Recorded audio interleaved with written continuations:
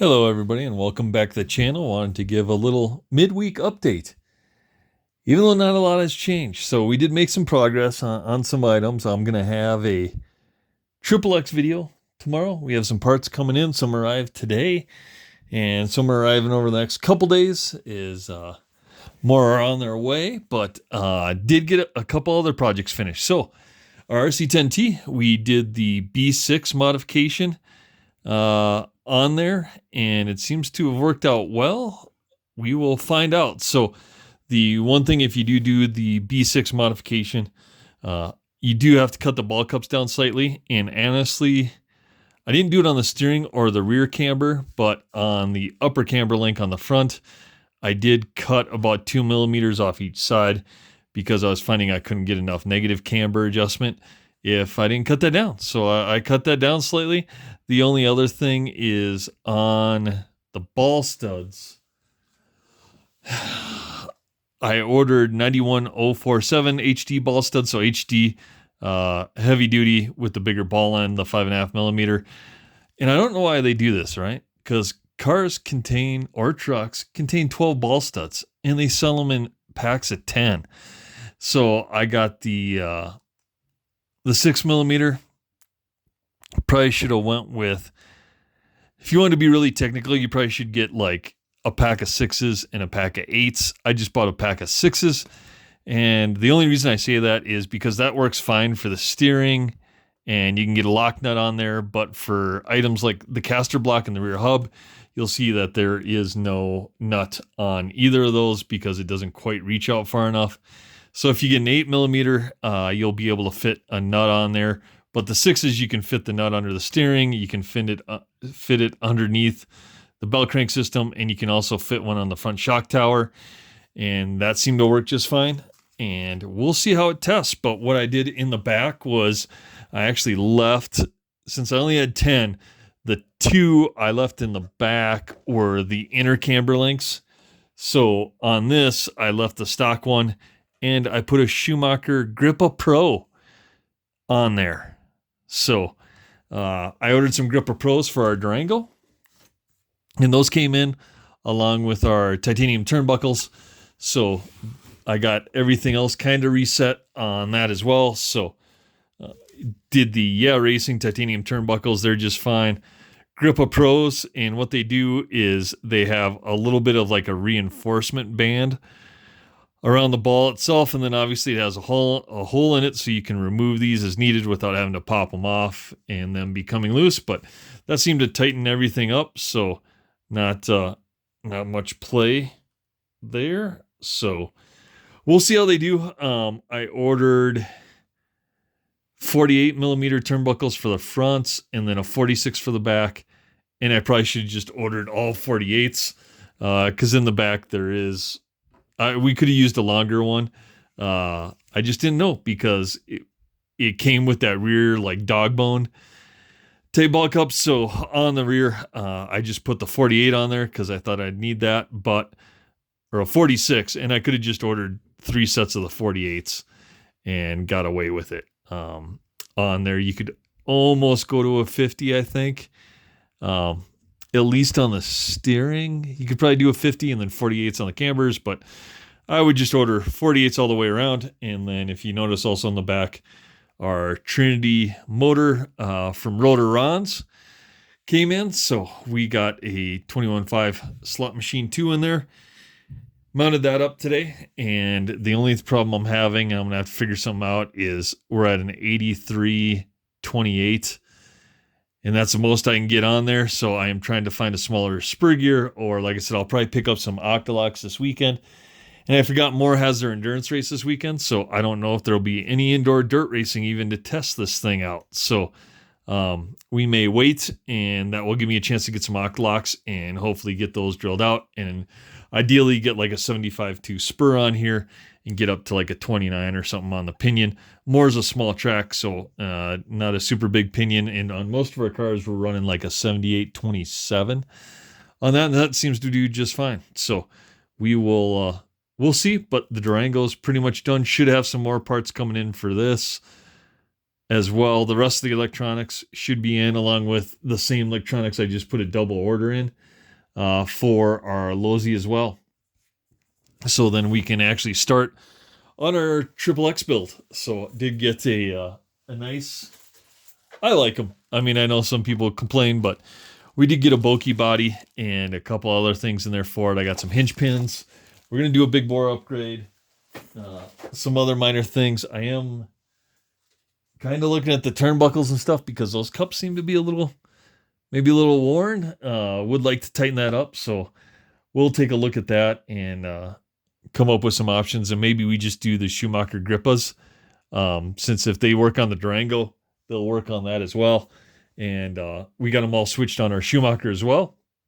So I do have a couple extra. I think I have like 10. So again, not enough to do a full 12 switch out, but I may order some more depending. I kind of want to shake down the Durango, see how they do, even though guys swear by them, and probably order some more. But we did get at least the big ball upgrade on our RC10T, and hopefully that helps this without the ball cups popping off on there.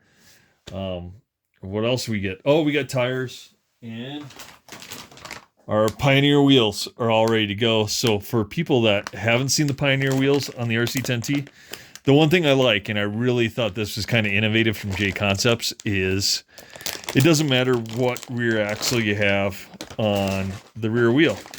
And what I mean by that is J Concepts sends you inserts. So whether you're using the quarter MIP drive shafts like we are, or you're running 3/16 like Fan RC, they give you these inserts to fit those specific axles. So you get inserts, you just screw them in, and then this is set up for obviously ours, which is a quarter, and then you don't have to drill out or do anything different like that.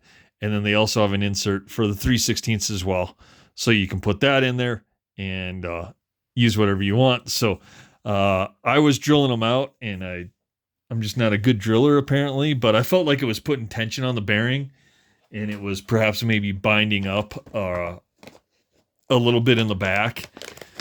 So moving to this will help avoid that. And the front wheels are exactly the same as any other wheel. Just take your bearing and that goes in there as well. So getting these, plus they look kind of cool. I mean, that looks a little stylish, right? Having some cool wheels on there. So I did get another set of S3s, Bald Eagles, and the soft compound, and that's what we had before, and that's what we've been running on all of our stadium trucks. So I am going to get, as much as I love gluing tires, I'm going to get a set mounted up to there, and then the other set I'm probably just going to toss because the rear rims are just kind of trashy with me trying to center bore those things out a little bit. So and as much as I love gluing tires, I'd love to reuse those. I'll probably keep the fronts, but the rears I'll probably trash. So we'll see how well that works. But if you want to do the B6 conversion, and let's say, and like me, you know, if you bought the J Concepts turnbuckles, you can get the HD ball studs. I mean, I'd recommend the 6. They fit just fine. If you want, get some 6 and get some 8s. And where I would use the 8s is I'd use the 8s on the caster blocks, the rear, your rear hub, and then I'd also use it on the inner caster block on the rear. The 6 work great for your steering knuckle, your bell crank, and then the inside of your shock tower as well. I was able to get a locking nut on that, just like we got a locking nut on the bottom as well. So, yeah, I'd order 6 millimeters and I'd order 8 millimeters. And then, like I said, you're going to have to cut your ball studs down. And the one reason for that is if you don't cut the cups down, and like I said, I had to cut the top camber, is the threaded rod will get into the ball cup and bind it up. So you want these things, you know, moving as free as possible on there without popping off. That will take any extra tension out of there. And that's what we got on all these. So they work fairly well. So we will, hopefully that solves any ball cup issues. If not, I don't know what to do. We may put Grippas on this, Grippa Pros on this thing too, if they work well on our Durango. We may have to swap them back on there, but we'll see. Hopefully this solves it, keeps our associated and all that good stuff. So we will see there. But wanted to do a quick update video on these. Like I said, more stuff coming in this week. The Durango should be finished by Friday night, I'm hoping, and maybe able to run a few laps at more on Saturday. They got, like I said, they got a 4-hour endurance race up there with short courses, so I don't know exactly what the dirt program is going to be, or if there's going to be one. Might just go up there for a little bit of practice. I got to pick my B3 up now that it's back from Arizona and the BK Classics. So, and then we just want to move on to getting the double X sorted out. So once my ADD is settled and now I have this done. The correct springs are on our RC10T. So red fronts, blue rears. I can focus on the Durango. I can get the Durango done. And then, like I said, I've been searching and ordering parts for the XXX. Our fan mount comes in from Z3D. That should probably be here either tomorrow or Friday. Also got a fan for that as well. So we're just using the rocket fans. We'll get that kind of situated and mounted up there. See how that goes. We'll get the body painted. We already have 2 sets of rims and slicks mounted up. For that we used on our double X will fit, since they're triple X rims anyway, they'll fit fine on the triple X. And then I'm just going to clean that thing up. We're going to put 12 millimeter low-Z shocks on that. I don't think the 13s will fit. I got to do some research. I just haven't had time. So I'll do a little bit more research on that, see what we can come up with.